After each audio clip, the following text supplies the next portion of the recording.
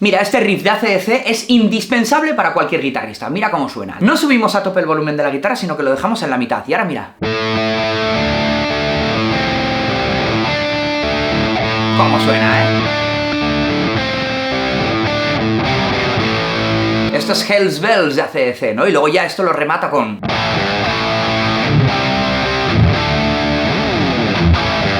Y suena que te cagas. Si quieres aprender a tocar rock, créeme que AC/DC es una banda de culto que tienes que aprender mucho de ellos. No solo por lo que han aportado, sino porque muchos otros guitarristas han aprendido de ellos, especialmente de Angus, ¿no? De su forma de tocar solos y así.